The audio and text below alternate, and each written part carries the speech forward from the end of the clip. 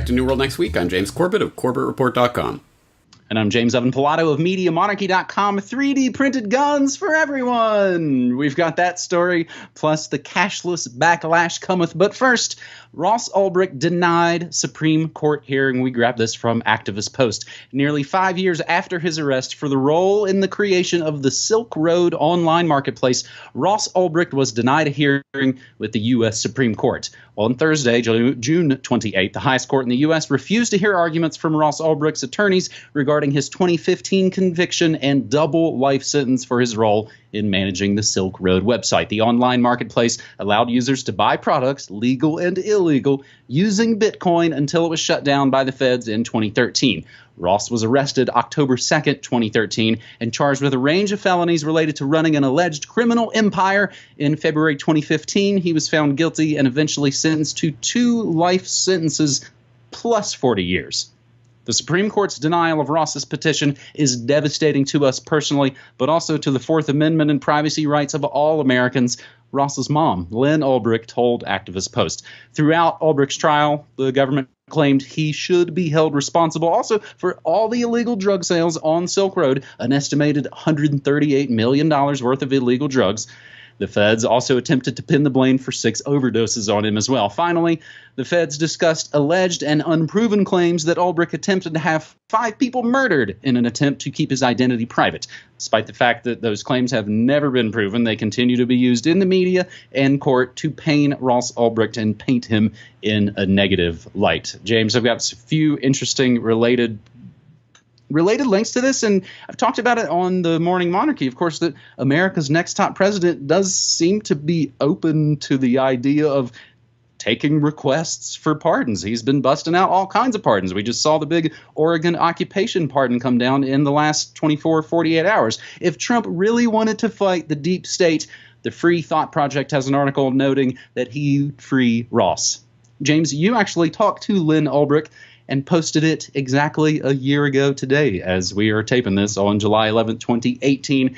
And Lisa Arbacheski, writing for TragedyandHope.com, who really has done a ton of really great, important work on behalf of Ross. If Ross isn't free, you're not free. James? Yeah, the implications of this entire case are huge, so I hope if people aren't familiar with it in any degree of detail that they will go back to my interview with Lynn Ulbricht, where we go over the history of the case and what happened and what didn't happen and the craziness that went on in the trial. So there's a lot to dig into there, but yes, this is another I suppose, link in the chain of the travesty of injustice that has been forged around Ross at this point. But also, the chains are falling on another accused in this case, Gary Davis, who's an Irish citizen who has been accused of being an alleged co-conspirator with Ross Ulbricht, and they've been trying to extradite him, and it looks like that is going ahead. And the legal barriers to the extradition from Ireland to the U.S. are falling, which is particularly ironic because, of course, Gary Davis has never set foot in the United States in his entire life, but he is potentially going to be extradited there, and if found guilty, imprisoned for life in the United States for having... I mean, the charges on him are just that he operated a forum on the Silk Road. So literally for talking to people on the internet, he is potentially facing life in prison in a country he never set foot in. So for more details on that, I'll throw in a link to news.bitcoin.com, dark web alleged Silk Road conspirator handed to U.S. authorities. And there's some more details about that. And it includes a link to Roger Vere's recent video, My Story of Being Tortured in Prison, talking about his time in federal prison back in 2002 for the horrible, unconscionable crime of selling firecrackers on eBay, like many people were at the time, actually, back in 2002, 2003. So that's quite a video. I hope people will take a look at that and realize that this injustice is still going on and is about to probably engulf another person. So again, I think people need to understand what's happening, and I think that the gist of the Tragedy and Hope title is correct there. If Ross isn't free, neither are you. And this is going to affect everyone and what they can and cannot do on the internet, more on which I suppose we'll be talking about in different aspects later. That link, again, from tragedyandhope.com, actually contains a whole wealth of other kind of research to get on this, what is admittedly a giant story. James, of course, you and I, at the beginning of a lot of these episodes, before we start to roll tape, realize that these are big, complicated stories that we are in some ways trying to kind of drill down and get across in kind of a bite-sized way. But of course, it's always a bit more complicated than that. So, of course, everything we say will always be mentioned down in the show notes. James, of course, you're mentioning all this extradition. Of course, we've got Kim.com on kind of a different note, also kind of reaching kind of the last straws of his fight against being extradited to a country he's never set foot in and never ran a business in. Our second story this week on New World Next Week, episode 346, takes us to technocracy.news as the cashless backlash. It's kind of a tongue twister, but the movement's taken heat from lawmakers. The global cashless movement has reached, of course, the District of Criminals, where a growing number of fast casual and other establishments are saying no to the greenback in favor of plastic and mobile payments. Sweet Green, a national salad chain, went cashless in most of its locations last year. Other spots include a frozen yogurt shop downtown, posh wine bar, and a beer store. Soon, however, they might be breaking the law.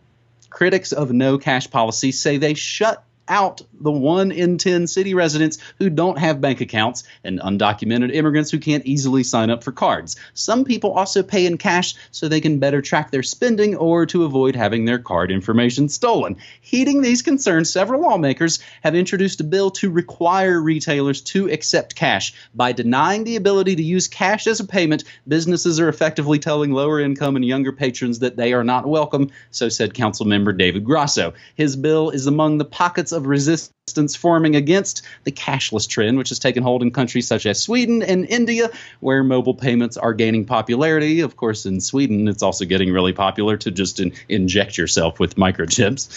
Similar legislation was unsuccessfully introduced in Chicagoland last year. Massachusetts has an obscure 1978 pro-cash law on the books, but the State Retailers Association says it doesn't seem to be enforced, and state officials haven't offered any guidance. Other restaurateurs say refusing to take cash is disrespectful to their customers. Perhaps unsurprisingly, and I think we've maybe talked about this, James, if not on New World Next Week, then I know certainly somewhere in the media monarchy kingdom, Visa, big credit card company. They have been a major booster of the cashless movement. They, back in March, awarded 50 different businesses $10,000 each for rejecting cash payments and has released reports touting the benefits of a cashless society. James, I even interviewed a guy a couple of years ago, a guy named David Wollman, touting the end of money. And when I talked about cashless societies, like, oh, that's too pithy. That's just ridiculous. That'll never happen. James? Yeah, this is an interesting story. I mean, first of all, I think we can put it in the good news category insofar as the backlash against the cashless society is, I think, what myself, I assume yourself, and I assume most of the people watching this are looking forward to. Yes, no, we should not be marching blindly into the cashless future for all sorts of reasons. The surveillance and control that comes along with that, including the implied control that comes from the banks basically then being arbiters of who gets to operate in the economy and who doesn't. And we know that in the past, banks have targeted owners of even legal businesses in the United States, for example, to cut them off from banking services, like people who sell ammunition and things, as a way of basically targeting things that are completely legal, but getting them off of the banking system. And once you're off the banking system, you're screwed. Well, you're even more screwed in a cashless society because you literally cannot operate without a bank account. So there are many, many, many very valid and important reasons why this is the backlash is important. But I thought one of the interesting things about this particular story and the way it's put is that they talk, for example, about undocumented immigrants who can't easily sign up for cards, which of course throws the whole illegal aliens thing into the midst of this story, which, I don't know, I think it's an interesting way of trying to get the people who you think might actually be against the cashless society to get them on the other side of this issue, in the sense that, the illegal aliens, well, we don't want them participating in the economy. They should have to have a bank account. Maybe we do need cashless. I think there's maybe that kind of, counter spin going on right in the middle of this article, so when they throw that issue into there. But anyway, as I say, I think everyone can agree that we do not want the total, complete surveillance, tracking, control grid that comes along with the cashless society, so the backlash against it is good. And let's hope that this spreads around the world, because as I'm sure all of our viewers know, this is a phenomenon that's taking place all around the world and really far advanced in certain Scandinavian countries and places now where, you literally can't ride a bus or anything with cash anymore. It's getting that way in a lot of places around the world. We need the cashless kickback because this is the end of any semblance of freedom from the control grid, the banking grid, all of this. You will be on the grid at all times in all ways. And so cash is one of those canaries in the coal mine when it comes to whether or not you even have the possibility of potentially maybe one day going more or less kind of off-grid. Speaking of kind of off-grid, we've actually been pleasantly surprised down here in the American Southwest. And of course, my wife was down here a few times for family long before we actually moved here. And she noted even before we moved here, it's very cash-centric down here in the American Southwest. A lot of places still, while not exactly excluding credit or mobile payments, pretty heavy cash usage. And after, of course, being 13 years in the very futuristic, forward-leaning peak Portland, we kind of got away from cash. So it's actually nice to kind of get back to that a bit. James, I think, as we go through this episode, the news gets maybe a little bit better. And you've been laying little clues along the way as we reach our third and final story on this New World Next Week episode. DOJ settles suit in a landmark win for 3D printable guns. Back in 2013, hotshot crypto anarchist Cody Wilson warned the world that downloadable guns were imminent and gun control as we knew it a mere fantasy. Some 5 years later, fresh off a huge, effective win against the State Department, which allows for Wilson to post his 3D printable gun files online, Cody Wilson now says gun control is officially dead and he killed it. I barely put $1 million into this and I got you the Second Amendment forever, he boasted to the Daily Wire. What's the NRA done for you lately? Due to the terms of the surprising settlement of the United States government, Cody Wilson can begin posting his open source technical data, including files for every gun up to .50 caliber that is available through commerce, meaning any gun that would be available for legal sale. He's allowed to do it on the full moon, July 27th, an irrevocable content dump which renders gun control efforts increasingly futile. Moreover, in the settlement, quote, the government expressly acknowledges that non-automatic firearms up to .50 caliber, including modern semi-auto sporting rifles such as the popular and feared AR-15 and similar firearms, are not inherently military. In other words, the handful of liberal states that currently ban assault weapons like the AR-15, such as New York State, via the SAFE Act, they could potentially face legal challenges. The takeaway from this, which is, again, as I noted earlier, a largely complicated story, the real simple, pithy takeaway line, it's kind of like GitHub for guns. James, this was new news to you. And again, before we started to roll tape, we were looking through this going, this is a complicated story, and there's a lot of stuff to suss out, including, of course, a giant legalese settlement. James? Yeah, exactly. So yes, this is brand new to me. I'm just learning about this. So with all those caveats in place that I'm just getting this kind of as it's being summarized in these articles, I'm looking for any sort of text of this settlement anywhere online. I don't see it anywhere, so I'm assuming it isn't online at this point in any form. I don't know. We'll keep digging. If anyone else out there finds a link to the actual settlement, so we can actually get into the flesh and bones of this, that would be great. But just based on the fact that apparently a settlement has been reached, and apparently on July 27th, these files are going to be free and out there and out in the wild as they were always meant to be, that is good news. And that's good news of a form that is precisely what I am constantly trying to hammer home to people. And you can get a sense of this from my article a couple of years ago, Decentralize Everything, How to Avoid the Technocratic Nightmare. And I talked specifically about the Liberator in that. If for people who don't know about the Liberator, they have the 3D printed handgun that Cody Wilson pioneered a few years ago with Defense Distributed that kicked all of this brouhaha off. You can't do that. You can't do that.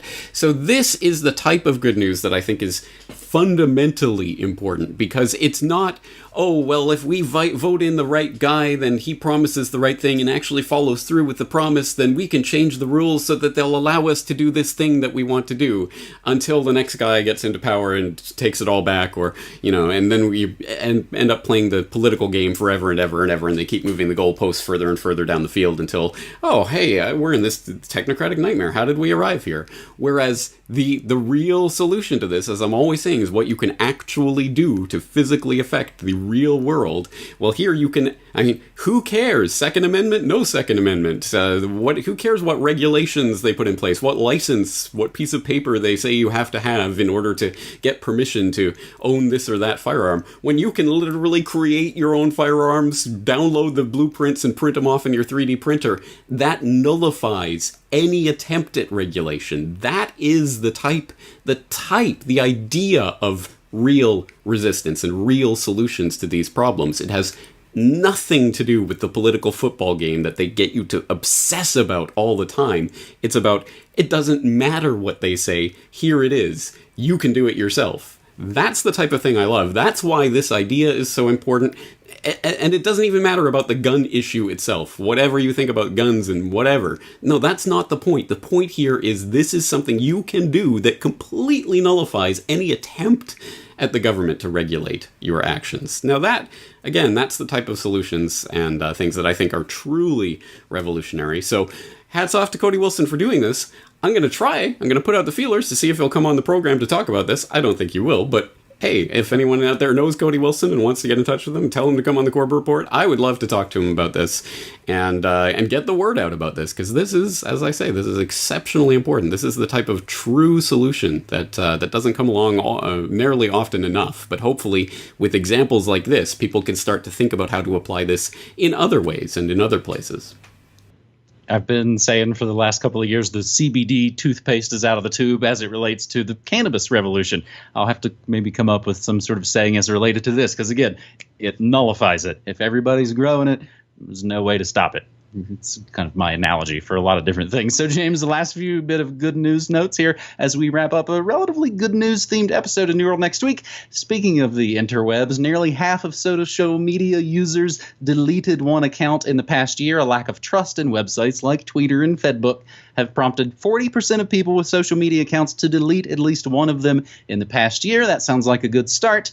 And the long-awaited return of the spin-off Good News series from New World Next Week, Good News Next Week, the return of Hemp for Victory.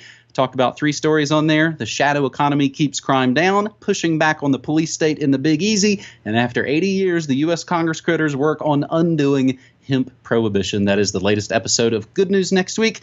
And of course, I always like to remind folks at the end of these episodes, I stream news, music, and memes Monday through Friday, 9 to 5 Pacific time at MediaMonarchy.com/listen. James. All right. Well, looking forward to next week. James, thanks again for 3 year stories. All right, buddy. Take care.